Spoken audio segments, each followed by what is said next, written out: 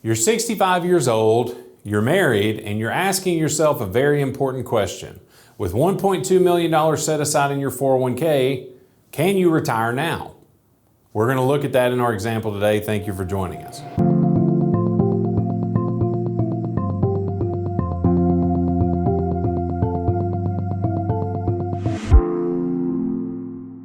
My name is John Vandergriff. I'm one of the owners and wealth planning team lead here at Blue Ridge Wealth Planners, where we help people create plans to successfully transition into retirement, or maybe if they've already gotten to retirement, build plans around those areas to help them solve for the things that either they haven't done to this point or they have questions or concerns in. And so as we look at this, I'm going to show you an example of how we walk through an initial conversation and also some planning elements of that when it comes to helping people make the determination if they can retire today. So as we're looking at 65-year-old married couple, $1.2 million in their 401ks, can they retire now? That's what we're going to dig into. And as we look at this, it's interesting to see, we work with people on this type of conversation on a daily basis. And so what we're going to compare is really the way the industry has this conversation versus the way we like to have this conversation. And it's kind of a paradox in some ways. So as we look at the financial world, the industry, as I will call it, most of the conversation is spent discussing products that they have, investments, mutual funds, ETF stocks, why those things are the solutions that you need. They may ask you risk questionnaires that try to assess where you fit into some templated allocations. But based on the bulk of the conversation going here, after they discuss and determine where they feel like you fit, that's where they're going to implement a plan based on that investment attack or allocation. And then it may or may not accomplish the goals that you have. That may not be the primary focus in a lot of the relationship or the conversation. And again, you determine what the focus is based on the time that's spent on it. And so as we look at this, we would rather take the opposite approach and spend a majority of time focused on who you are, what you're trying to do, what goals you have from your money, what are you trying to accomplish with it, what purpose do you have as you make this transition into your retirement phase of life. All these things are important to ask and get more information on, because what you want this money to do should dictate the plan that you create and definitely the way that you invest it. So it should be a filtering down approach where if we get this right and we ascertain the right things that matter to you and your family, that makes the planning process pretty clear as far as what things need to happen in certain areas. And then it's not a discussion of if the investments are the right thing. It's no, this is what's dictating how you need to invest your money, what allocations, what type of positions you need to be investing in. So as we look at that, you may say, well, that sounds well and good. How do you have that discussion? Well, it's going to be a little bit cumbersome today with you being on the other side of the screen, us not being able to get feedback from you directly. And so what we're going to look at is assuming that we've already sat down with, in this case, Joe and Judy Sample, just so we've got a name with it. We've sat down, talked to them about their situation, where they've been, what they're looking to do, and ascertain from there, in this situation, really 4 primary goals that we're looking to accomplish, and we're going to see what needs to happen in certain areas to take care of that. So as we talked about at the very beginning, they're looking to retire now, see if that's a feasible thing to do. They've crossed a very important threshold, turning 65, where they're now Medicare eligible, which is where a lot of clients are trying to get to today. So they're looking to see if retirement now is a possibility, and they want to make a good decision with their Social Security benefits. Too many times Social Security decisions and investment decisions are separated. Those need to be put together to make sure you are taking your income out of the right places, ultimately so that you can support the decision that you're making with Social Security from your savings. Pay less taxes. As you see on our YouTube channel, we feel like tax planning is very important. We're going to talk about how we go about that process, but ultimately trying to help them keep as much of this money as possible is definitely something on their mind's eye. And then leave some money behind to kids. As we look here, this is not their primary focus where they have a certain dollar amount, but identifying what types of buckets need to go where, and also making sure that we do that as efficiently and get it down legally as possible is really the goal, and we'll talk through that as well. So as we look at this, and I'll zoom in a little bit just so it's not so hard to see. But for this particular family, after we, determined that they wanted to retire now, we started to have a conversation of what would that actually take. They needed $8,000 a month for their lifestyle. That includes travel. And so that would give them a need of $96,000 a year. So we know what our need is. Now we need to look and see where we go about solving for that. So as we look at it, the two income sources that they have at their disposal, unfortunately they don't have pensions, rental incomes, they have Social Security. So first spouse has $32,000 available at full retirement age. The other spouse has $3,000 a month, or $36,000 available at their full retirement age. And so both of them approaching 67 with that. We're just going to call it 2 years into the future. Based on the way that we're going to make this recommendation, full retirement would be the advice of when to file for here. And so today what that means is until full retirement they would need $96,000 from their savings, but then that would drop once they get to retirement or full retirement age from $96,000 a year to inflation adjusted $28,000 a year. So as we look at this, obviously the $96,000 would be a pretty large withdrawal from their portfolio long term, but as we look at it, the $28,000 once they get to retirement, full retirement age with Social Security is a lot more manageable, because as we looked at it, them having $1,200,000 in their 401k, plus they had $50,000 in savings accounts, but we don't typically count that toward their overall bucket. They have a need of a little over 2.3% from the assets that they've put away. And so you say, well, what does that mean? For us to be able to give someone the initial green light when it comes to a retirement conversation, we would like to see this withdrawal percentage be at 4% or less. That way, as we translate this down, if we've got 2.3% that we're trying to make to cover our income need, that way the investment bucket stays the same, big picture. We also need to factor in an inflationary growth on top of that. And again, everybody's got different numbers here, but let's assume we use 3 to 4% for long-term inflation. That means this particular couple needs to try to build a plan that can make them long-term between 5.3 and 6.3%. And that's actually a net return to them after fees and everything else. And so you look at that and you say, well, gosh, the stock market makes 10 to 12% a year. Not really. When you look at long-term returns, stock market returns, good and bad years combined, will normally be between 8 and 8.5%. So we don't want this number to get too high, because if we start getting above 4%, it really starts to limit the amount of inflationary increase we can have, because the market is going to do what the market does. More conservative positions will provide what they can, but when you start asking too much from your money, that's when you start to see this money go down and risk running out before you run out of life. So again, we want to build this to where we can get this as consistently as possible, and then we want to make sure as we solve for how to invest this money, we consider the amount of risk that somebody wants to take. And a lot of times when you have that conversation, too many people will put only percentages in, which it's important to determine the percentage. We want to try to back into the percentage by figuring out dollar-wise how much are we actually willing to lose off of what we've put away. And so as we look at this,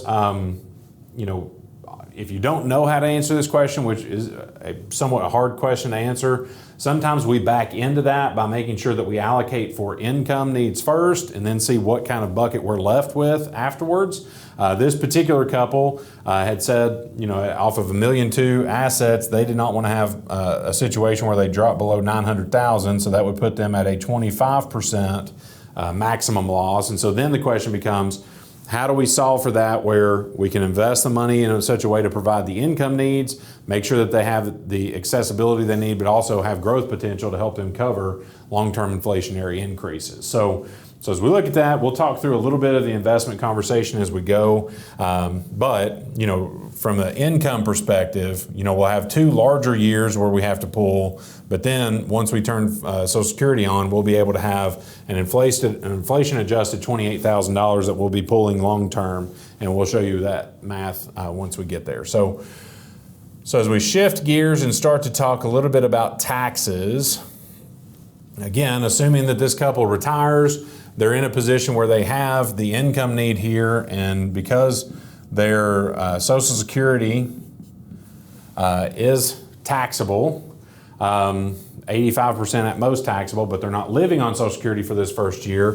What we see is $96,000 will ultimately be the amount of taxable income they would show this year, which would put them at a top tax rate of 12%.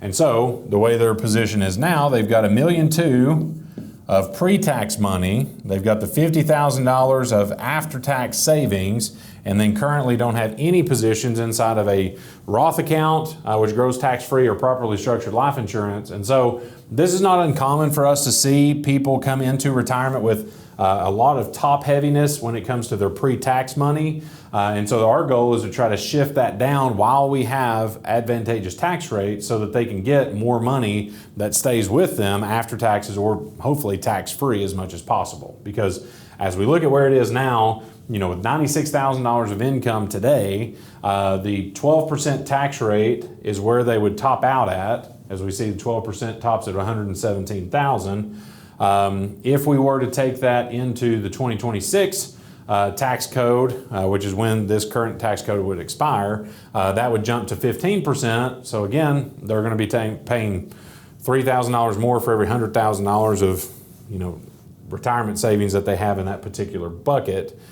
And then in 1981, which gives us some perspective of where taxes have been and could go to, not necessarily a guarantee that we're returning back there, but adjusted for inflation, they would double the tax bracket that they're in today at their top rate if they kept their income needs exactly where they are. So as we look at this, we know that taxes are going up. I don't know if it's an if, it's more of a when, because of how much debt that we carry, the amount of spending that's happening. Only 65% of it is non-discretionary, which means our government doesn't have any flexibility to pull that down because of obligations that they have with Social Security and Medicare and other positions like that. And so with that being the case, the budget's going to have to expand, and that's going to happen through tax increase, which will affect a lot of people that are in a similar position to what we look at here. So we've got to factor in the taxes, but we also need to pay attention to the impact. Now that this couple is 65, this technically went into effect for them once they turned the age of 63. Anything that we do to increase their income when it comes to Roth conversions or pulling monies out of their IRAs, we've got to pay attention to these thresholds to see what kind of increased cost they would have when it comes to Medicare. So for the couple, a little less than $4,000 is what it would cost them to have Medicare Part B.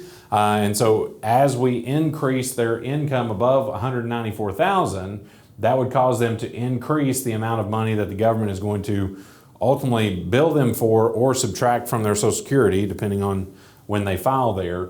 But that will increase that cost, and obviously as you go up the brackets here, it can be pretty sizable and something that you need to factor into the tax planning discussions as you have them. So as we look at that, this gives us a situation where we have a little bit more clarity of where they are, what kind of things we need to pay attention to as we go up through there, and then we work with them to determine not only where do we need to go as far as moving these monies down, but also when we're helping them from an investment perspective, we can bias some of the way that we have this money positioned to where we're using it to have its greatest tax impact, because just as investment diversification is important, tax diversification is important. We need to be able to bring those two things together and have the best situation possible. So as we look at this particular family, long-term care is definitely something that we discussed. They do not currently have any way to cover long-term care as far as insurance, life insurance plans. So as we look at this, it would be the job of their savings. And so currently the amount of liquid after-tax savings that they have at their disposal is about $50,000. So, as we look at this, less than 5% of their overall portfolio is in a position where they would be able to get to it without thinking about the tax ramifications. So as we look at this, by doing work in tax planning, not only are we helping them keep more of their money, but also opening up money that could be used for what a lot of people will refer to as self-insurance, so that they have money at their discretion that they can access and not have to worry about adding $100,000 of income to their income at the wrong time, at a time where taxes could be noticeably higher. So again, we're trying to increase that will help us here. We also can have some conversations of if they want to protect the estate, as we talked about leaving money to some of their kids, maybe there could be some solutions here through Probably not traditional life or long-term care insurance, but maybe life insurance plans that offer some type of hybrid benefits. Could be a good fit, but that would be a further discussion that we would have depending on how we build out the investment plan. So as we look at this last category with family and legacy, obviously beneficiaries, spouses first, they are the primary, and then they have 2 children. In this case, it would be split 50-50 between the kids. It's important to highlight this and make sure that this is aware, or everybody's aware with this, especially if you've got multiple marriages, older accounts. You want to make sure that you have the beneficiaries outlined, because these will supersede your will. All that's needed here is a death certificate, pays out to them. And so they did have beneficiaries up to date on their plan, which is good. They were in need of estate documents. So as we look at this, need to complete wills, powers of attorney for assets and finance, and living wills, just to give some direction. But again, sometimes you can get that done online. Sometimes you need to use an estate planning attorney. But they were in a position where they had procrastinated, which is common. Don't feel bad. But we just need to make sure that that gets done. And then as we look at this, another thing that we like to factor into this conversation, this couple is giving, basically a tithe, so about 10% of their income to charity. They're not really getting much credit for that. And so in the realm of tax planning, there could be some ways that we start to shift things around to where they either are not paying taxes on money in the future when they give it out of pre-tax accounts, or they start to position money differently out of savings so that they can get a benefit out of the money that they're already giving away, because currently standard deductions are so high that they're not able to get that. So as we look at this, as we start to go through this conversation, we've got a lot of stuff here.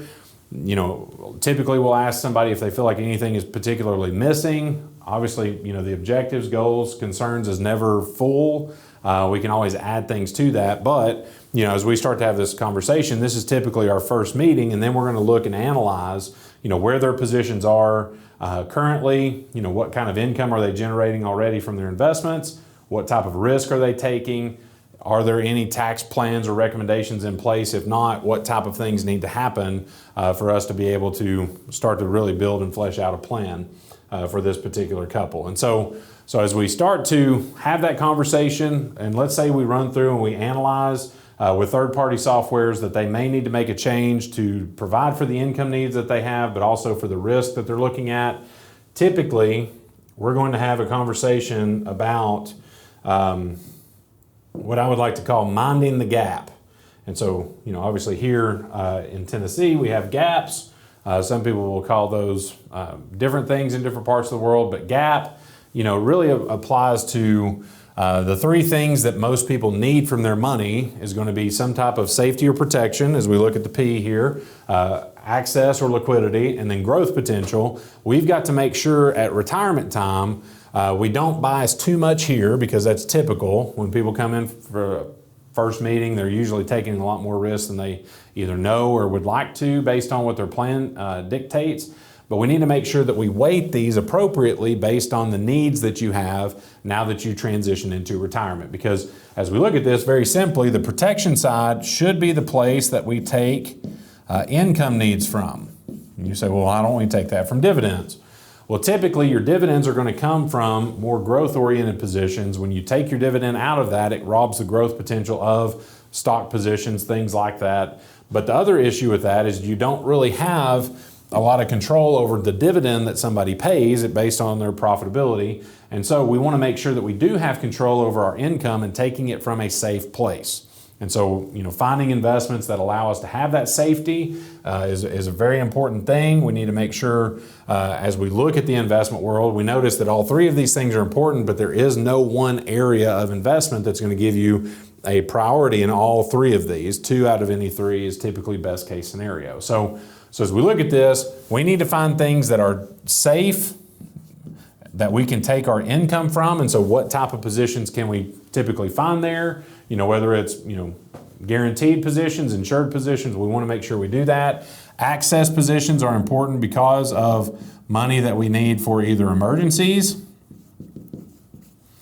As we talked about before, money there for health care, which would also be an emergency or a lump sum, or large purchases that are not necessarily a part of normal budgets. So we need to make sure we have funds that are in access positions, and typically these are going to be portfolios or positions that are primarily liquid, that's their focus, but taking an overall less amount of risk, so you may sacrifice some of the growth, you may get some level of safety, but you're trying to make sure at any time you can get to these monies very easily and be in a position where you don't have to wait a year at a time or have a certain amount that you're limited to. With some of these things, you have the ability to get to this in most scenarios with a limited level of risk. And then as we look at growth, obviously growth potential is something that is important. It shifts gears a little bit in retirement, because really what you're looking at from a growth perspective is trying to solve for the biggest threat that growth ultimately is there for, to help you handle inflation. Because if we build this correctly and we are leaning on this to provide our lifestyle, this to provide emergencies, this should give us a runway with the growth side where you can get the two things that are necessary to get long-term growth. That is time and an ability to take risk on whatever amount of money is appropriate to have in that growth bucket. So as we look at that, we're trying to solve for those things and ultimately give, hopefully a 10-year runway at minimum before we need to access anything from a growth position, so that you can have the ability for this money to continue to grow and not be so dependent on it if the market's not good for your lifestyle needs, which is where so many people are today. All right, so as we look at this is going to give you a little bit of an example when we run through with somebody, when we're trying to determine the split based on their risk tolerance.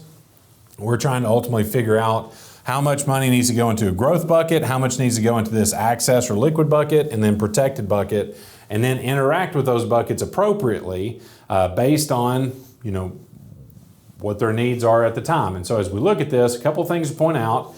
Obviously, their total funds, $1,250,000, because they've got their bank funds in this liquid access position as well.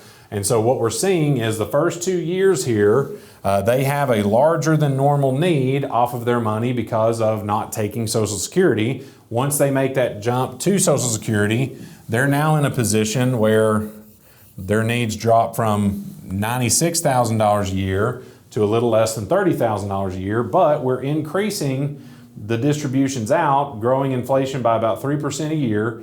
And then, as you notice, the protected funds are dropping. That's on purpose, because we're trying to take from safe allocations and then make sure as we need to refill that bucket, it may not be time to do it from a growth side. We may slide that money over from liquid access and then look to refill that bucket in the future once those numbers get a little lower than we would like. So as we look at this, $400,000 would go to add back into the protected bucket, and buying ultimately, more years before they would need to touch it, where if we're at 65 now, we don't necessarily need to draw into that until basically 10 years down the line, and then we could put more money into the protected buckets if we need to, but largely dictating that based on the amount of income they need.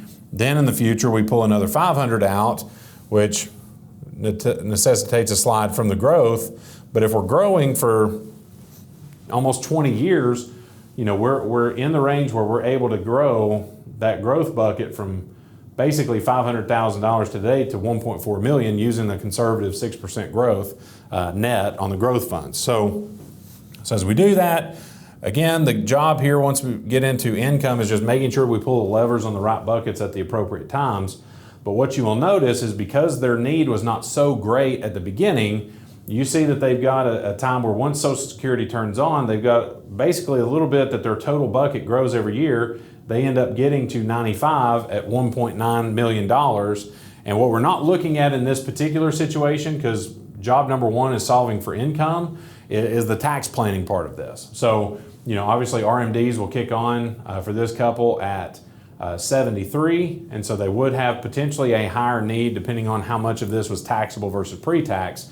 Once we know that we can solve the income problem, then we're going to start to attack the tax side so that in these years in the future where we're forced to add money to the protected bucket, ideally we could replace that with tax-free income and be in a position where their, RMDs would be less substantial. They would be in a position where ultimately they would have as much money as they can to keep with them. And when they pass this $1.9 million to their heirs, a lot of that can be in tax-free sources so that they can have obviously more of that money that stays with the estate. And it's important, as we point out here, you may say, well, I don't want this bucket to grow. Well, from a planning perspective, you need to count on it growing so that if you do have long-term care needs or different things, you've got a bucket of money here that you're not just trying to run this thing down to zero, because the likelihood of you needing some type of nursing care is like 70%. And so we want to make sure that you have assets at your disposal that you can get to, whether they're in this liquid bucket, growth bucket, depending on what's happening, but they aren't detracting from the lifestyle bucket that's needed to provide your monthly income for you or the spouse that may outlive you. So as you look at this, obviously we've hit the high notes of this. This is a conversation that we have with people on a daily basis. And so if you've not had this much of a planning detail go into retirement, you really need to have this. This is just kind of what a retirement plan actually looks like. And so you're going to see underneath this video a link where you can get in contact with us here at Blue Ridge Wealth Planners. We can walk you through a conversation very similar to this, where we can identify, as we talked about, the goals and the things that make you unique, see what they need to translate to from a planning perspective, and then that's going to dictate the things that we're looking at here as far as how you need to go about investing your money. It's really driven by the goals and the things that you want your money to do. And so if you would like to have that conversation with us, we'd be happy to help you any way we can and see if we can, give you the confidence to retire now, because at the end of the day, when we look at this, the goal of a proper plan is to give what we call in our office the 3 C's. And you saw that here, maybe wondered what that is. But if we do the planning process correctly, meaning that we build on top of the goals, we create this plan for everything, as we call it, the first thing that we want to see is that you have control in the right areas. Because again, this is your money, this is not our money, but we want you to have control on the things that are important, how we pull our income, where we pay our taxes, how we take risk. And when we have that control in the right thing, it builds to getting more confidence, because again, you want to make a confident decision into retirement. Otherwise, you would just keep working. And then we want to make sure you're comfortable. I mean, that's the ultimate goal of retirement, is that you are able to do the things that you want to do and not have to wonder, is this going to be enough, or do I have a strategy to solve for that? Well, the way you do that is by planning. I mean, that's what we do on a daily basis, and we would like to see if we could do that for you. So thank you for joining us today. Let us know what comments you have. If you think this is something that would be helpful to others, please share it. Subscribe to our channel so that you can get more content like this. And thank you for joining us today, and we look forward to sharing more with you next time.